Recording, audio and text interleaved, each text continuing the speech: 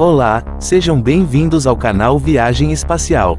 Continuando a falar da nossa Via Láctea, hoje vamos saber da proximidade do Sol com a nossa galáxia. O Sol situa-se nas proximidades da borda interna do braço de Órion, uma estrutura menor localizada entre os braços de Perseu e de Sagitário, numa zona onde a densidade estelar é de somente 0,11 estrelas por parsec cúbico, a maioria delas com pequena massa e associadas a sistemas binários ou múltiplos, sendo que num raio de 13 anos-luz foram encontrados somente 25 sistemas estelares.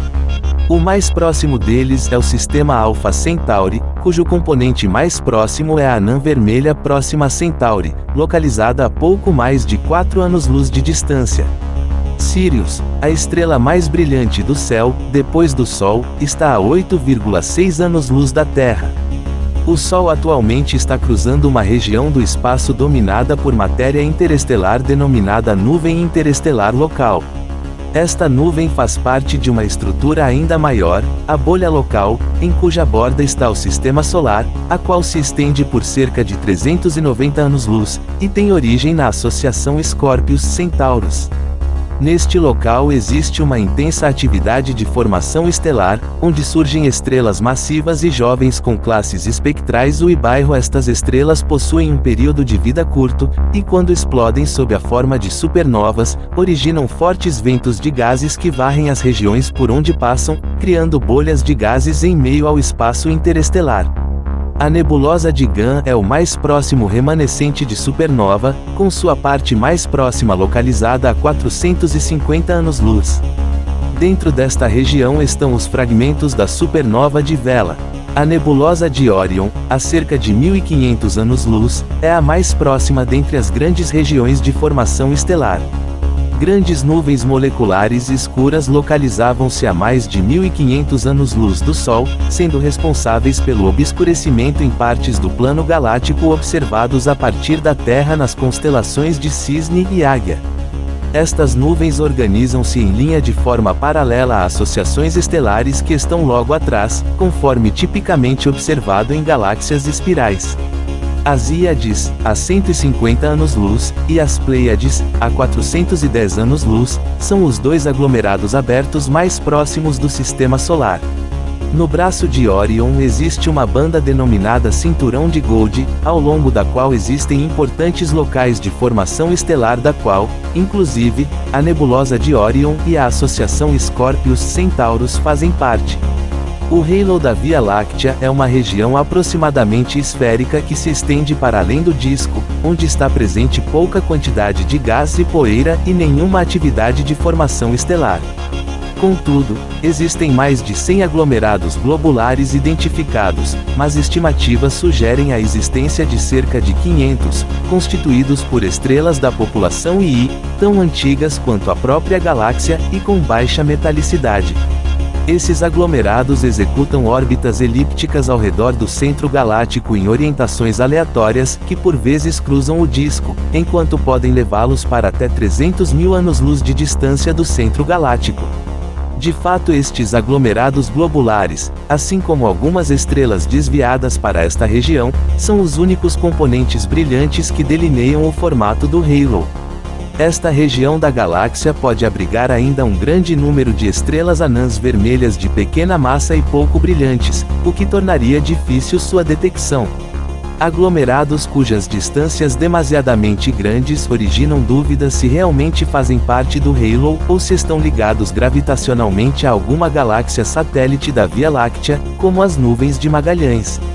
Em função de campos de estrelas esparsas do halo terem sido encontrados a cerca de 160 mil anos-luz do centro galáctico, esta distância é usualmente tida como o raio do halo. Evidências levantadas a partir de dados obtidos pelo Observatório de Raios X Chandra sugerem que a galáxia está envolvida em uma espécie de halo gasoso que se estende por centenas de milhares de anos-luz do seu centro, cuja massa é comparável à massa de todas as estrelas da galáxia. Sua temperatura é extremamente alta, chegando a mais de 1 milhão de kelvins. Esta nuvem difusa de matéria pode ser a solução para o problema dos baryons na galáxia, cuja quantidade atual é somente a metade da proporção observada nos primórdios do universo, com base em observações de galáxias distantes. Circundando a galáxia, constatou-se a presença de um halo que se estende para muito além do disco, composto de matéria escura, cuja natureza é desconhecida. Embora esse tipo de matéria não interaja com a luz, sua presença é detectável por meio de sua influência gravitacional sobre a translação dos objetos ao redor do centro galáctico. De fato, a matéria escura compreende cerca de 90% da massa total da galáxia, enquanto toda a matéria visível corresponde à porcentagem restante.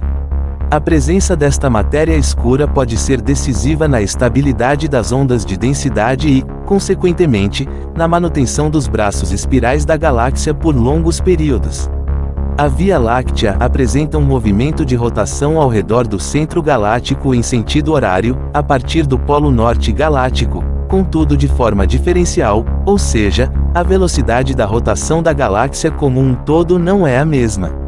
Este movimento apresenta, assim como outras galáxias espirais, irregularidades em relação ao que é previsto baseado na massa total visível, formada por estrelas, gases e outros componentes, e o que de fato se observa.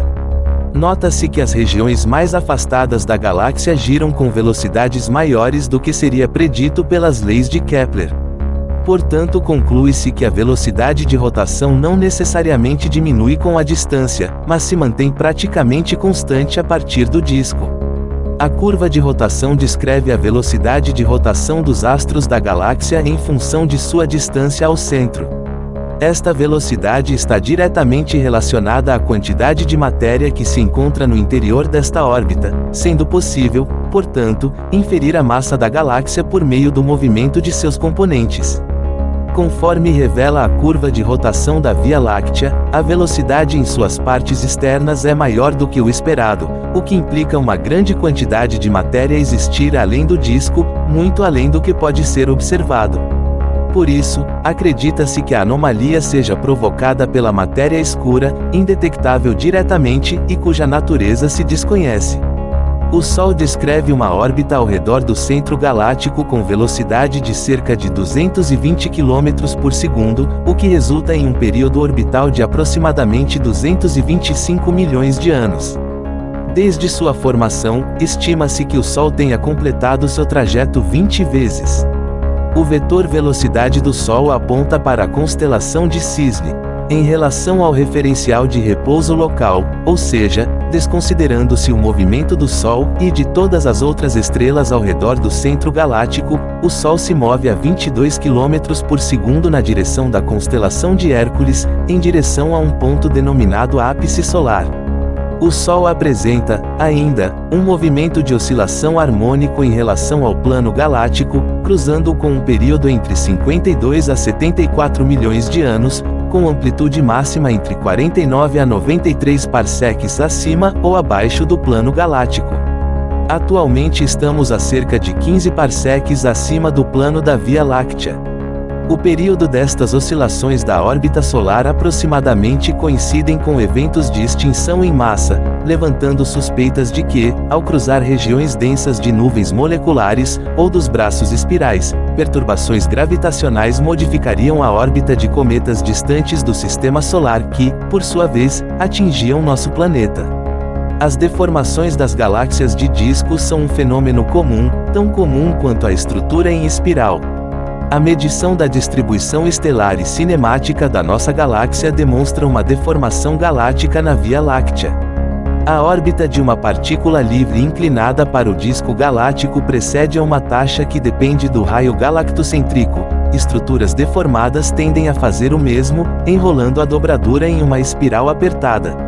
A dobradura completaria uma rotação em torno do centro da Via Láctea entre 600 e 700 milhões de anos. O Sol está a uma distância de 26 mil anos-luz do centro galáctico, onde a amplitude da deformação é mínima. As medições dos cientistas do projeto de Gaia foram dedicadas principalmente às partes externas do disco galáctico, a 52 mil anos-luz do centro galáctico e além. Algumas galáxias de menor porte orbitam a Via Láctea, sendo, portanto, galáxias satélite. A mais próxima delas é a galáxia Anã do Cão Maior, situada a cerca de 42.000 anos-luz do centro galáctico, seguida pela galáxia Anã Elíptica de Sagitário. A Grande Nuvem de Magalhães e a Pequena Nuvem de Magalhães são as maiores dentre as galáxias satélite da Via Láctea. Ambas são visíveis a olho nu no hemisfério sul celeste como manchas brilhantes, sendo que a Grande Nuvem de Magalhães é a galáxia mais brilhante vista da Terra depois da própria Via Láctea. Ambas são estruturas irregulares e apresentam regiões de intensa formação estelar. Uma corrente de gases existe ligando as nuvens de Magalhães entre si e também com a Via Láctea, sendo sugerido que teria origem na interação gravitacional entre as galáxias. As nuvens de Magalhães possivelmente são as responsáveis por criar uma deformação observada no disco galáctico. Embora sua massa seja insignificante comparada com toda a Via Láctea, a interação com a matéria escura circundante faz com que os efeitos gravitacionais das galáxias satélite sejam amplificados a ponto de influenciar a forma do disco galáctico, enquanto descrevem sua órbita ao redor do centro da galáxia. Com exceção das nuvens de Magalhães, as galáxias satélites da Via Láctea são extremamente pequenas e difusas, sendo de difícil observação até mesmo com o auxílio de telescópios. Muitas das galáxias satélites que se aproximam da Via Láctea acabam por ser distorcidas, rompidas e suas estrelas são incorporadas à nossa galáxia, conforme está acontecendo com as duas galáxias mais próximas. O aglomerado globular Omega Centauri apresenta características incomuns, o que leva à suspeita de que seja o núcleo de uma antiga galáxia anã que foi destruída pela Via Láctea, que incorporou seus componentes. Nossa galáxia integra um grupo composto por mais de 30 galáxias, denominado grupo local que, por sua vez, pertence ao superaglomerado de Virgem. Contudo, somente 3 galáxias se destacam, sendo a maior delas a galáxia de Andrômeda, visível a olho nu e distante 2,5 milhões de anos-luz. A Via Láctea, contudo, parece ser o componente mais massivo do grupo. A galáxia do Triângulo também apresenta estrutura espiral, embora seja bem menos massiva que as outras duas. Os demais componentes são principalmente galáxias anãs irregulares ou elípticas. A interação gravitacional entre as duas maiores galáxias do grupo local as colocaram em rota de colisão, a qual deverá acontecer em pelo menos 4 bilhões de anos. Simulações mostram que Andrômeda e a Via Láctea se fundirão, num processo que levará mais 2 bilhões de anos, até formarem uma gigantesca galáxia elíptica. Contudo, dificilmente ocorrerão colisões entre estrelas, devido à imensa separação entre elas, apesar de suas órbitas serem radicalmente alteradas. Posteriormente, a galáxia do Triângulo também deverá colidir com a galáxia elíptica resultante. A nossa galáxia, assim como o grupo local, apresentam um movimento próprio influenciado pelos aglomerados de galáxias próximos. O fluxo de Hubble, que descreve o movimento das galáxias devido somente à expansão do universo, é utilizado como referencial inercial do movimento galáctico. Galáxias como a Via Láctea apresentam velocidades peculiares em relação a este referencial. A velocidade e a direção do movimento da galáxia podem ser detectados a partir da ocorrência da anisotropia dipolar, causada pelo efeito Doppler, em que a radiação que está na direção da velocidade da galáxia sofre desvio para o azul, enquanto a radiação proveniente da direção oposta sofre desvio para o vermelho. Um observador estacionário em relação ao fluxo de Hubble, por sua vez, não detecta nenhum desvio na radiação. A galáxia tende a se aproximar do centro de massa do grupo local, o que levará à colisão com Andrômeda. O grupo local como um todo, por sua vez, move-se a cerca de 620 km por segundo em relação à radiação cósmica de fundo, na direção de longitude 276 graus e latitude de 30 graus em coordenadas galácticas, na direção da constelação de Hidra. A radiação cósmica de fundo foi mapeada a partir dos satélites COBE e WMAP. O aglomerado de galáxias de Virgem é responsável por parte da velocidade do grupo local, mas a maior parte provém da ação gravitacional do grande atrator, que possivelmente é causada pela influência do superaglomerado Hidra Centauro em conjunto com outros superaglomerados de galáxias. Nossa galáxia situa-se na borda de um grande vazio local, uma região com ausência de galáxias da qual o grupo local está se afastando. Muito obrigado por vocês terem assistido o vídeo. No próximo episódio continuaremos a falar sobre a nossa Via Láctea.